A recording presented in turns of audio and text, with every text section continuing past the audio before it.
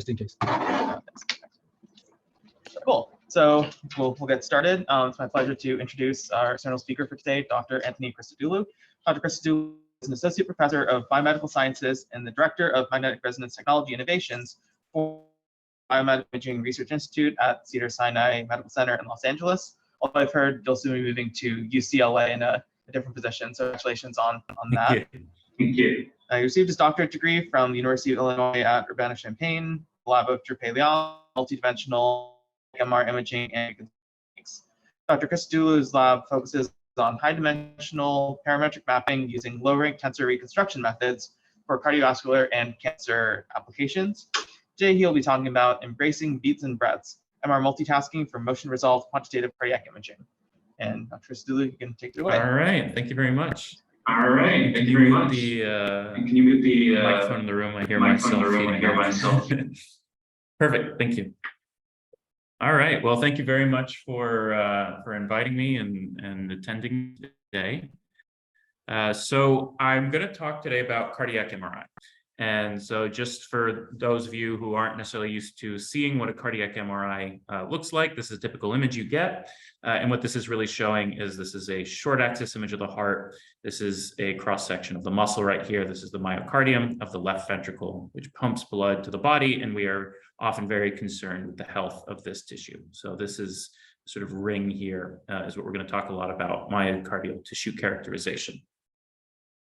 So what is this actual image? When you look at pixel values, typically when we get weighted images coming off of an MR scanner, they come off with these unitless pixel values. We assign a brightness to them. They are a signal strength, but they're not really truly in a meaningful unit. They're in voltages on a receiver, but it's not something that is reproducible or can be tied to physiology.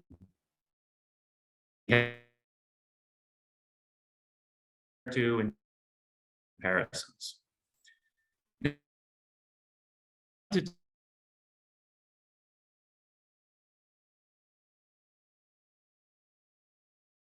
Of physiological process. And these pixel values that you get, we often actually have units. It's something that is in an absolute measurable unit. So in this example, this is a T1 map, and it might come off in seconds or in milliseconds, something like that.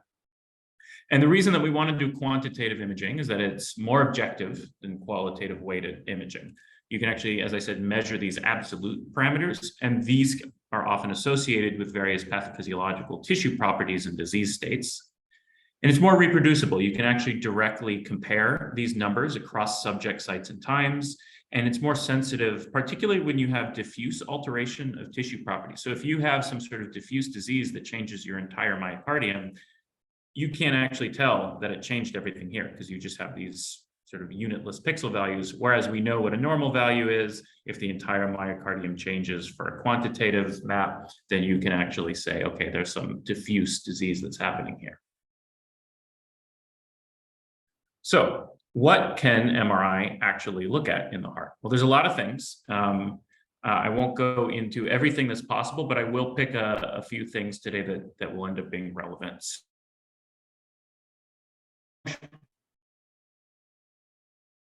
With that, you can look at estimate how much blood pumped to the body. You can get a T1 map, or if you do it in post-gadolinium, you can actually what's called extracellular volume fraction mapping. It's an excellent marker for fibrosis. T2 mapping. T2 is particularly sensitive to water content, so you can detect edema, which becomes quite important when you want to look at inflammation in the heart, myocarditis. T2 star mapping. So T2 star is going to change with iron content and with hemorrhage. Perfusion. So if you inject a gadolinium contrast agent and you actually image it dynamically through the first pass of that, you can see how cardium blood flow inside the myocardial tissue. And to settle into the myocardium, if it becomes bright, it's an area that it has pooled, then that is indicative of scar. And that is going to be related as well to the extracellular volume fraction.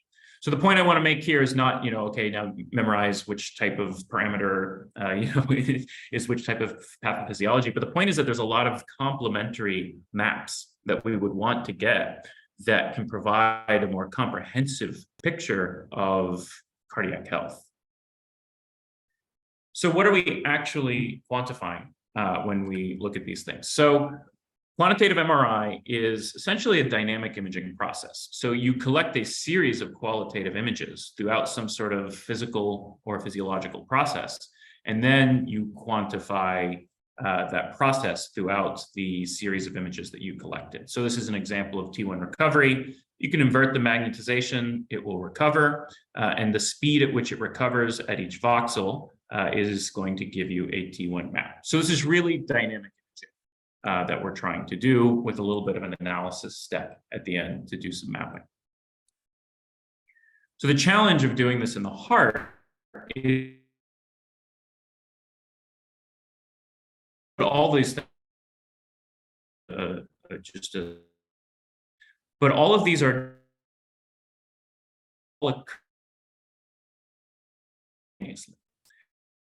overlap. So you can think of, there's respiratory motion from the T1 is relaxation is T2 relaxation. We think of those as distinct concepts. In reality, they're all happening at the same time. And if you were to get just as dynamic image as you wanted, highest temporal resolution and frame rate, you're going to see something that looks like this. And everything is actually still mixed together. You see the contrast changes, but you also see respiration and you also see cardiac motion.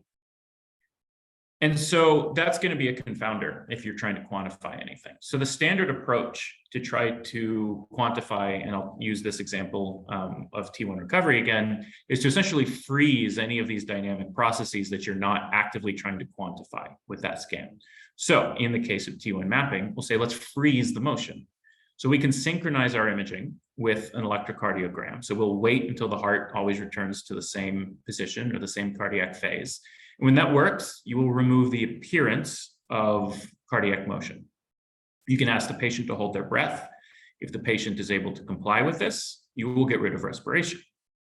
And then we have all the different other contrast mechanisms that are happening, T1 and T2, et cetera. But if you design your sequence, for example, with a fixed echo time, you're going to isolate now left with T1 because there's no more T2 process.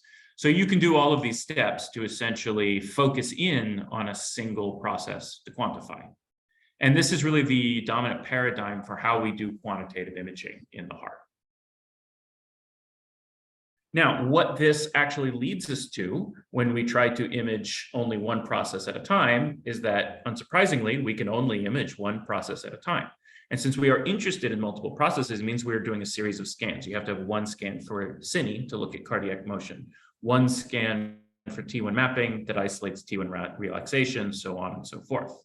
And it leads us to this exam paradigm, which is really a long exam made from independent, I call them disjoint, essentially sequence of scans, where you are looking at one thing at a time, and you are having to set up each scan independently, reconstruct each scan independently. Each one needs to have some sort of ECG triggering or gating.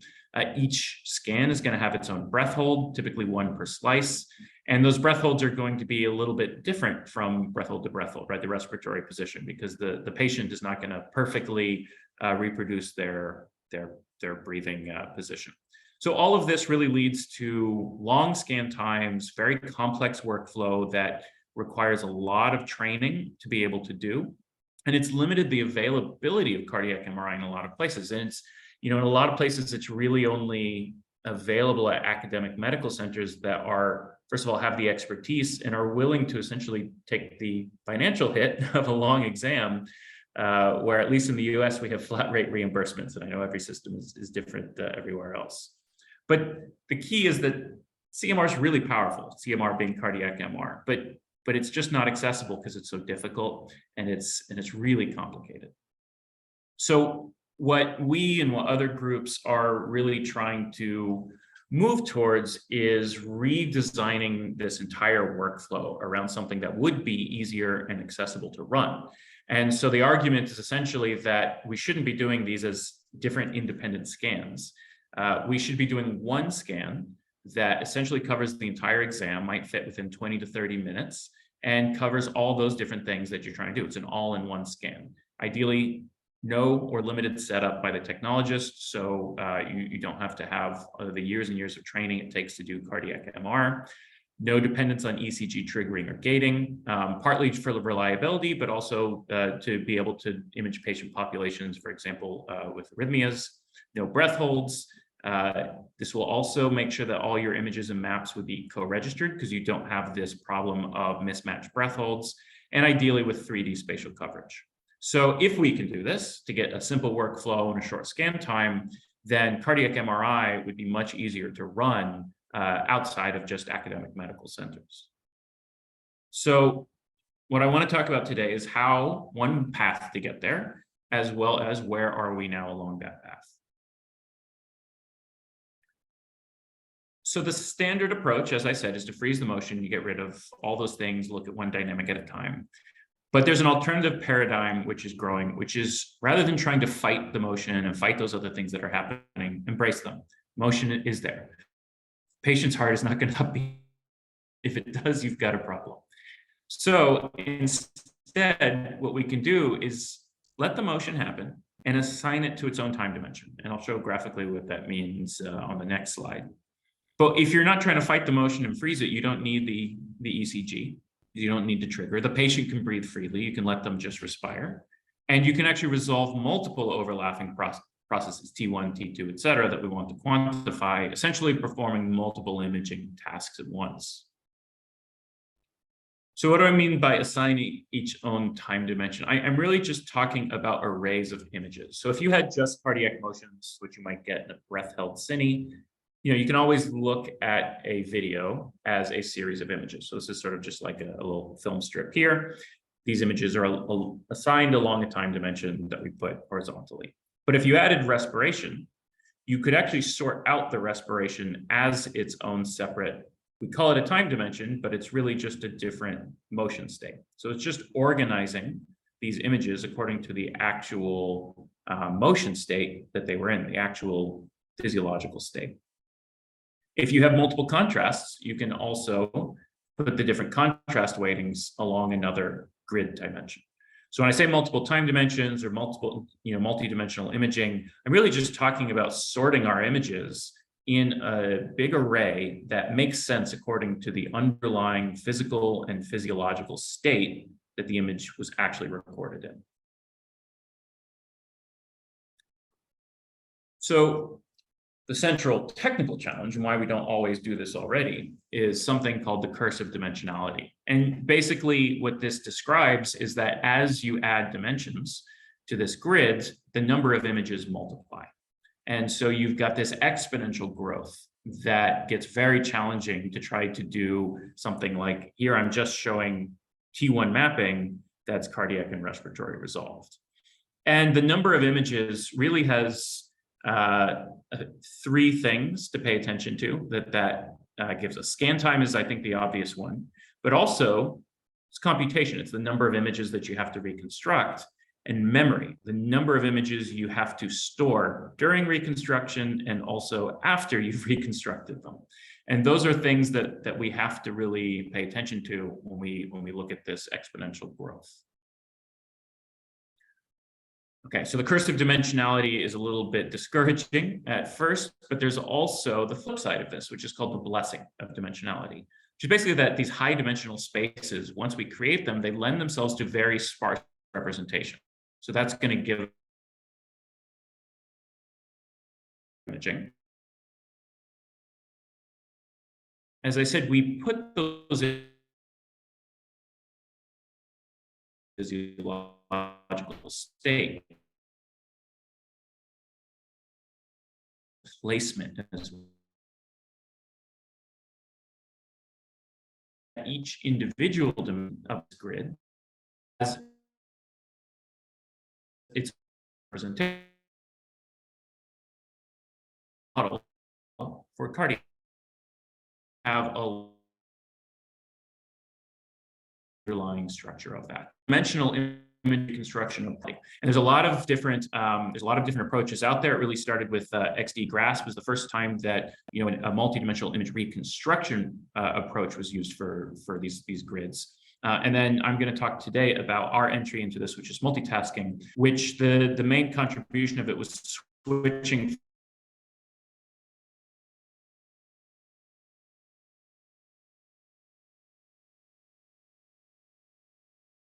and is then some in other frameworks as well. So let's talk about the sort of original version of this, where this also is as I said, XD graph. So what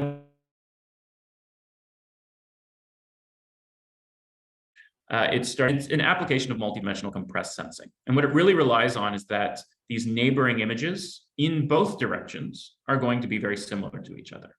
And they're so similar that if you were to take a difference image between them, you should get a sparse image. So this is a difference in respiratory position for the same cardiac phase. And it's got some sparsity, but it's not the sparsest image you'll see. However, once you move along the cardiac dimension, this is the difference between cardiac phases, extremely sparse. And so even though this respiratory image isn't the sparsest, it actually helped sparsify the cardiac. And that's because normally you're actually moving both in respiration and cardiac phase. So you'd have to do a subtraction here, and this image is not going to be as sparse. So just sorting out your respiration, even though it didn't give you the sparsest difference, actually sparsified your cardiac direction. So once you do this, you can say, all right, these images are sparse. You can do some compressed sensing to exploit the fact that they're very similar to each other. So the issue with applying this forward to quantitative imaging is that in quantitative imaging, it's not just the cardiac and respiratory motion, right? It's T1, T2, T2 star, all these other things that we want to quantify. And so we've got even more time dimensions. And we find that once you get past really maybe 2 time dimensions, yes, you can address scan time with compressed sensing, but the computation and the memory are not actually any better. Compressed sensing finds an image that could be compressed. And so it doesn't actually have less computation or less memory usage. It's not actually using that compression for the computation or the memory. And so you still hit essentially a brick wall when you try to do too much with compressed sensing alone. So that's why we introduced low-rank tensor imaging to the multidimensional cardiac realm. And to do really high dimensionality, we have to directly address the curse of dimensionality on all 3 fronts: scan time, computation, and memory. And that's where our low-rank tensor imaging became very useful. And basically, all of those things end up scaling linearly rather than exponentially. And so it's natively multidimensional, it's really scalable, and it is relatively computationally efficient. So what is a low-rank tensor? Well, let's start with what low-rank images themselves are. So let's just look at one time dimension here. This is cardiac motion. So this is cine imaging. This is a case where you have 30 frames in this video here. And these images are so correlated with each other as to be linearly dependent. So if you take any particular image, it's actually a combination of just a few let's say, underlying basis images. And if you linearly combine those basis images, the same images, you can create any of the 30 frames in the set. Or if you plot any voxel time function, it's going to be a combination of the same few underlying temporal basis functions. And so if you were to rearrange this as a matrix, it would be low rank. So that's what we call this low rank imaging. And the low rank when that number of images is less than 30. So let's make that a little less abstract. Let's look at what happened if you actually just took one image and one time function and tried to multiply them by each other. So this is essentially a rank 1 reconstruction of what we were just looking at. And there's not a whole lot to see, right? It's a static image. It's got a little bit of contrast fluctuation. I'm not even sure if it's going to come over Zoom to see that, but it's not particularly useful on its own. Kind of looks like an average image. If you had a second image, so now this is a second basis image with some temporal weighting. Sometimes this image is subtracted, sometimes it's added. You can see it doesn't change shape, it just changes contrast. But you add them together, And now you can actually start to see motion. So this is still 30 frames in this video, but it was really constructed from only 2 underlying images and 2 weighting functions over time. And you can keep going with this. Once you add a 3rd image, now you've actually got a little bit of subtlety in the cardiac motion and some sharp images. When you get to 12, these are virtually indistinguishable. So the implication here is that we should not be thinking about this as 30 independent images. We should be thinking about this as 12 underlying images and time functions. And also, we should be acquiring our data, not trying to look at 30 independent images, but trying to get to that, okay, we've got some basis images, we've got some time functions. That's what we really need to be targeting in terms of information. And this is something that has been established really well for a lot of different dynamics. So for dynamic contrast enhancement, for cardiac motion, for free breathing cardiac motion, for bold, for NMR relaxation, all of these different things have shown benefit for low rank model.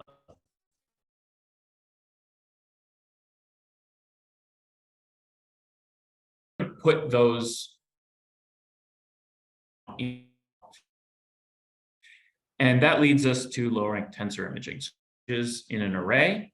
Basically, as I said, we've got maybe different contrasts are going to be along one dimension, different cardiac phases along another dimension. And still, we're going to have a lot of correlation between these images. And so we can still factor these into basis images, basis time functions, and then so if you get a few underlying images, any of these images, or any image in your array is just a combination of these images. Any T1 recovery curve is a combination of these shapes. Any cardiac function is a combination of these shapes as well. And they all fit together. So the point of this and the actual implications are that the factors themselves are smaller than the whole tensor. So that's going to give us a way to have short scan time and low memory if we try to recover the factors themselves. This exploits global correlation. So it's not just looking for image relationships between the array. It separates space from time. So it can actually see here that there was a spatial factor and then essentially a group of temporal factors. And that allows us to design our sampling and reconstruction around that idea. And then crucially, each dimension has its own factor matrix. So the number of dimensions was the number of factor matrices. So every time we wanted to add a dimension, we added a set of basis functions. So that gives us linear growth instead of exponential growth. All right, I could talk a lot more about the math, and I'm happy to answer questions about that, but I think let's look at some actual images in action here. So this is where we started. The first thing we tried was adding one dimension to our cardiac and respiratory, and that dimension was T1 recovery. So this is non-ECG free breathing T1 mapping. And it's a continuous acquisition. We just continually acquire an inversion recovery sequence. We allow the cardiac motion to happen, the respiratory motion to happen. We sort it out after the fact. So you can see that a very fast imaging without sorting gives you something that looks like this. And all of these things are mixed together: cardiac motion, respiratory motion. This is the liver coming in and out of that, and then contrast changes as well. Once you sort these out, you end up with essentially 3 time dimensions. And all of your different images are going to have a different location in this temporal space. And one of the things of sorted everything and reconstructed them all together is that after the fact, you can pull out along any of those time dimensions, you can isolate the dynamic that you want to look at. So we can look at our T1 recovery with completely paused motion because we just pulled along all the images along one dimension at the same cardiac phase or the same respiratory phase. You can look at cardiac motion at any contrast that we had that we wanted. You can look at respiratory motion at any contrast and cardiac phase paused. And really then to take that to the next step, you can essentially travel through those 3 time dimensions retrospectively at will. So you can make imaging decisions after the fact. So normally your tech would have to pick, is this bright blood, is this dark blood, and then have to set up the inversion time. You have to decide whether or not diastole to choose the cardiac,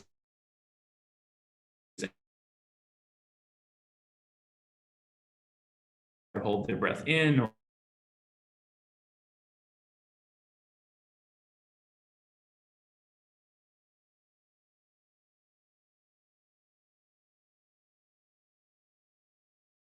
actually want.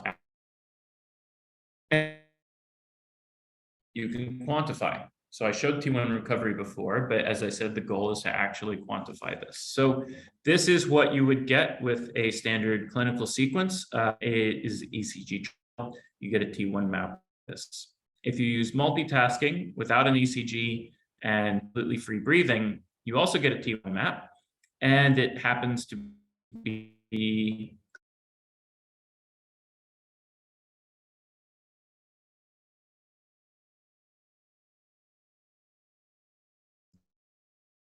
either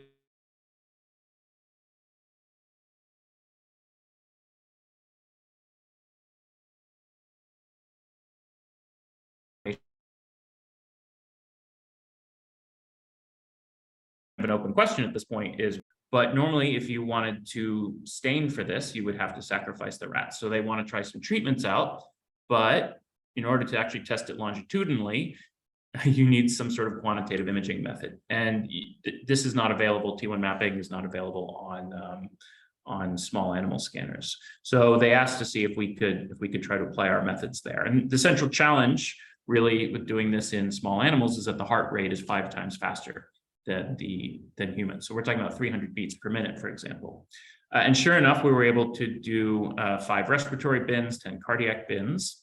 And if we do T1 mapping pre and post gadolinium, then we can get this extracellular volume out of it, which again is a marker for fibrosis. And so we did this in both control rats and the HFpEF rats, and saw, sure enough, there was a difference in the extracellular volume fraction, as well that this actually correlated to actual fibrosis staining as well. The T1 is not the only thing we're interested in. As I mentioned, we also want to look at, for example, T2. And so for this, you need to add another time dimension. So now we've gone from 3 time dimensions to 4 time dimensions, and you're just adding images with different T2 weightings as well to this big array. As before, you can isolate any of the different dimensions that you want after the fact. Cardiac motion, T1 recovery, T2, we use T2 preparations, and so this is the different effect of those preparations. And you can actually get, of course, your T1 and T2 maps, and they are cardiac resolved, but more than that, they're co-registered and synchronized. So it makes them very easy to actually now do multi-parameter analysis with only one set of drawings. So if you segment up the myocardium on T1, you can apply it directly to your T2. And it makes it very easy to do a study like this. So this was in our first report of this, we did a small study in 10 acute myocardial infarction patients. An acute myocardial infarction is known to have involvement with both T1 and T2. So we looked at, okay, we just took our T1 measurement and also the MOLLI measurement, the clinical measurement, and found T1 was moderately predictive of whether or not a particular myocardial segment would enhance once you applied contrast. So we did non-contrast mapping and wanted to predict whether or not a contrast scan would show enhancement. T1 was moderately predictive. T2 was a little bit more predictive, both for multitasking and for the separate clinical sequence, which is a T2 prep SSFP. But we found that, when you actually put these things together, and we use the multitasking ones because, again, they're co-registered. Doing 1 parameter map is as easy as doing 2. So once you put this in a multidimensional space of T1 and T2 values, you got even better separation between the LGE positive and LGE negative segments. And in this small cohort, it was 91% accuracy of prediction whether or not we would see any enhancement once you gave contrast. So I motivated this thing by the complete all-in-one 3D scan, and that is the sort of end vision I think that we're moving towards. However, you know, we need to be able to have some sort of deliverable along the way, and so we've tried to figure out what is essentially the you know, as industry might call it, the minimum viable product. So where's the point where we've added enough things simultaneously and enough spatial coverage that now we could start to potentially replace some of the clinical scans? And so what we're looking at right now is a simultaneous multi-slice T1, T2. So typically in the clinic, this is what they get. They get 3 slices of T1, 3 slices of T2. And so we have added simultaneous multi-slice imaging to our T1, T2 mapping scan. And it gives you those 3 slices in a 3-minute acquisition. Again, no ECG, no breath hold. If you did this conventionally, you'd have to get ECG triggering and you'd have to do 6 breath holds. So 1 breath hold per slice times 2 different types of maps. And so once you include, you know, breath hold recovery and things like that for your subjects, that's going to be about a 4 to 7 minute acquisition. And here's some examples in 2 healthy subjects. So you can see this top row here. Sorry, yeah, make sure my pen. This top row here is everything that comes out of 1 multitasking scan. So it's 3 slices, 2 different types of maps, and we're actually showing 2 different cardiac phases here, diastole and systole.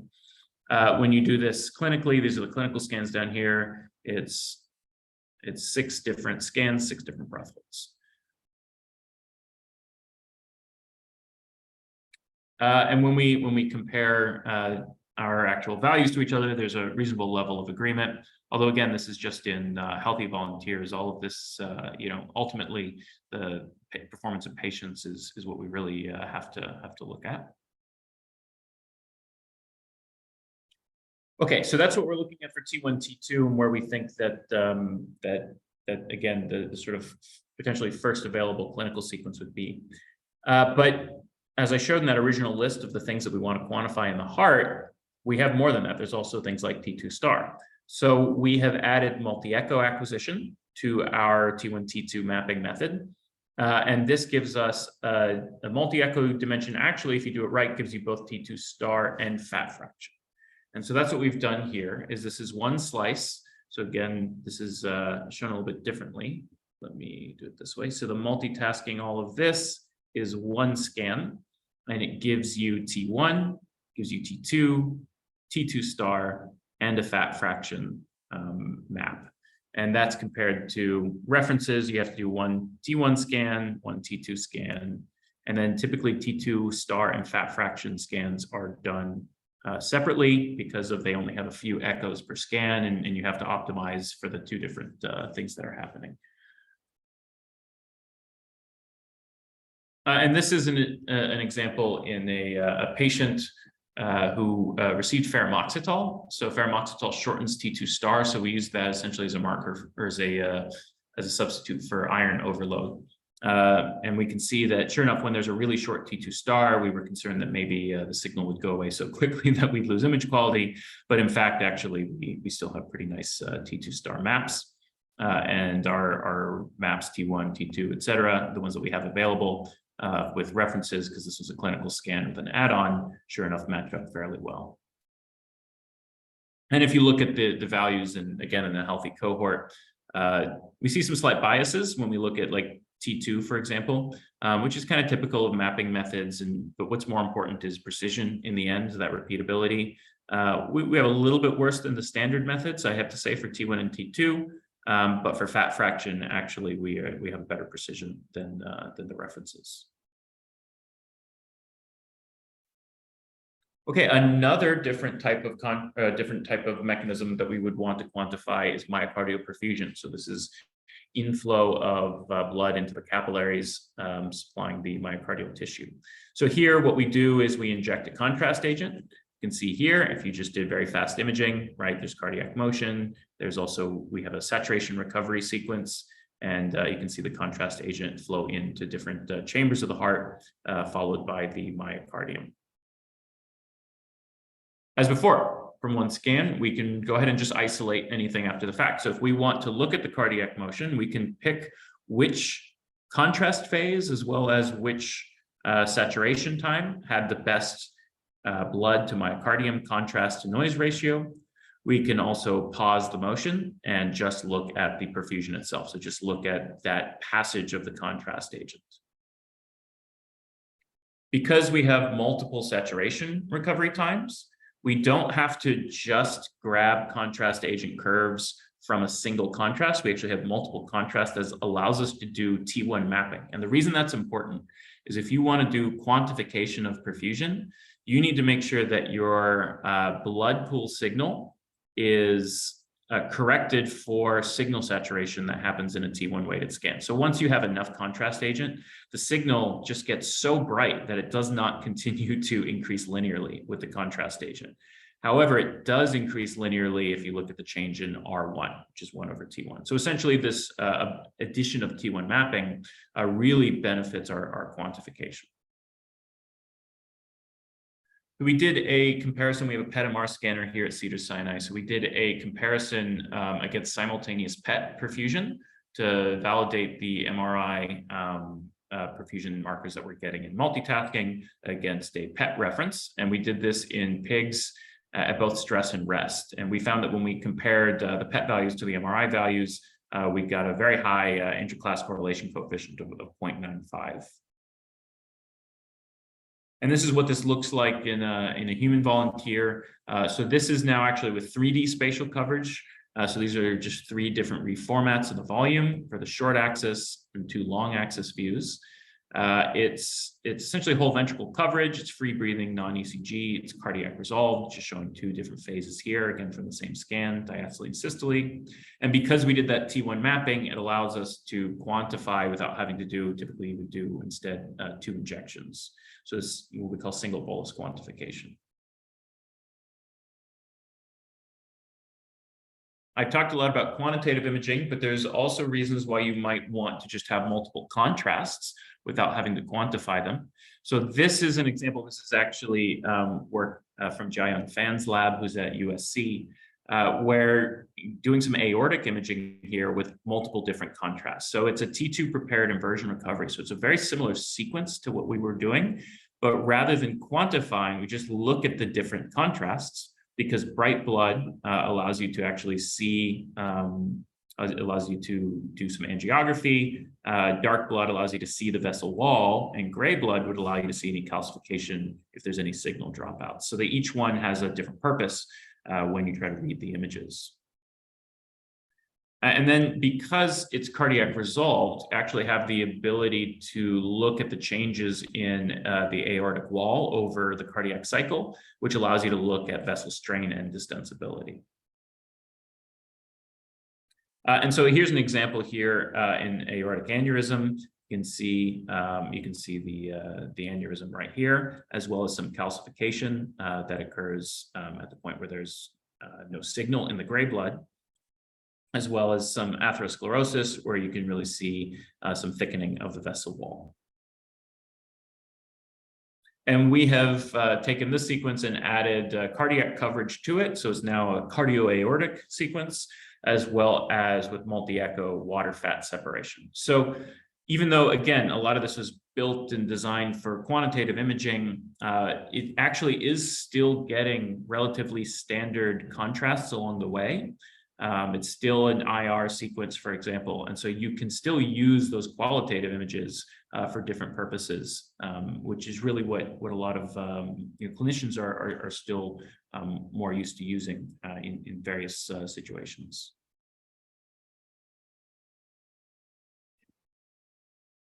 So one of the things that we're really doing, as I said, we're shifting imaging decisions, right, from the technologist and the patient over to retrospective. But really what we're doing is we're shifting it to computation, right? All of this is computational burden. So one of the big barriers right now to clinical application of this is being able to do fast online reconstruction. So what we've done is we have developed a deep learning framework that essentially just speeds up the image reconstruction. So it takes what would have been, for example, a 10-minute scan, or sorry, a 10-minute reconstruction, and using a deep learning network does it within 5 seconds. And so this is an example here for just T1 imaging to start, and still maintains quite a lot of the precision of the original method. And we have, through the Siemens Fire framework, we have implemented this on the scanners now. So you can actually, in our sequence, you can go just choose the type of reconstruction you want to do. There's a little drop down, says if you want to do preview mode, they're going to do an AI-assisted full reconstruction.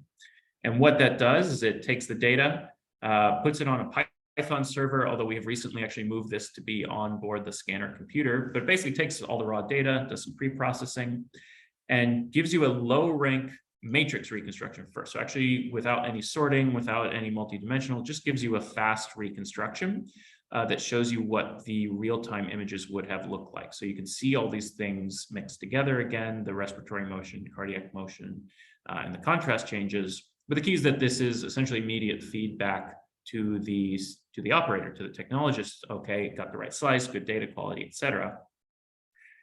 So it comes right back to the console to be able to view them. And then it actually uses the deep learning reconstruction to do the final full multidimensional reconstruction and puts the maps back on the console. And this AI step took this process from 16 minutes with iterative reconstruction down to 4 minutes end to end.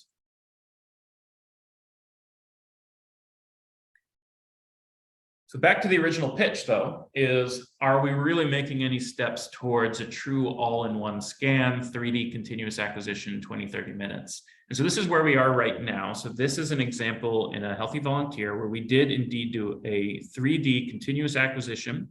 There's a portion, a native portion pre-contrast where you can get T1 and T2. When you inject gadolinium, you have the opportunity to get perfusion. You have a lot of contrast settling time, where we actually use these potentially for cine. And then at the end, once the contrast is settled, you have extracellular volume and late gadolinium enhancement. So we did this as a 20-minute scan and on at 3T. You can see here T1 maps, T2 maps, you get some cines, and then you have ECV and LGE images as well. So in summary, the potential implications of what we're moving towards is being able to do cardiac imaging without ECG or breath holds, to do it with short, simple exams that allow you to make retrospective imaging decisions. So really pulling a lot of burden off the technologist.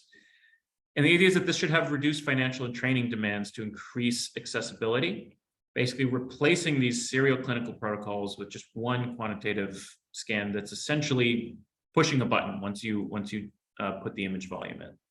But there's a lot that we have to do. So to translate, we have to validate extensively in patient populations.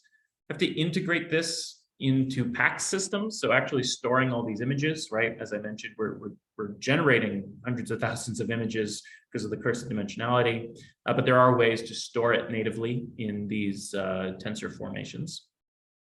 To develop high dimensional display tools. So right now, we're not really looking at the interactions between dimensions and things like that. We just create a T1 map, a T2 map, et cetera. There's a lot of information that's in that array that is kind of hard to get at. So being able to do high dimensional display is really going to, I think, unlock the full potential of what's in those image arrays. In terms of improving the current performance, so exploring new and more powerful image models, particularly deep learning models right now, not just to replace iterative reconstruction, but to actually learn better image models, to incorporate additional biomarkers and dimensions. So I showed, right, T1, T2 star, et cetera. There's still a lot of other things. The cardiac MRI is even more flexible than that. There's still even more things, flow and things like that you would want to look at, as well as to investigate time result parameter maps. So, right, we have things like T1 and T2 throughout the cardiac cycle now. And again, that goes to the idea of interaction between dimensions, between a cardiac dimension and a T1 recovery dimension. There's likely, or I shouldn't say, there's potentially some clinical information in there that we're really not extracting at this point. And one way to potentially do that is to really beef up the analysis. I mean, we're essentially generating co-registered maps that are all synchronized, and they're already using a tensor decomposition model, essentially already feature extracted. So this is really, I think, ready-made for a AI analysis. And if you do that, then you can actually tease out all of those different interactions between dimensions and do something really truly multi-parameter right? Ideally, the idea of quantitative imaging is that it should be useful for diagnosis, risk prediction, therapy monitoring, right, over time, and all the potential clinical uses of multidimensional MRI. So with that, I want to thank collaborators and contributors, both at Cedars-Sinai and UCLA, as well as grant support. And I also want to leave this slide up maybe a little bit, which is showing that even though I only talked about the heart today, we're actually doing this all throughout the body. Anywhere there's motion or anywhere that you would want to look at multiple parameters is something that multitasking can potentially be used for. Thank you very much.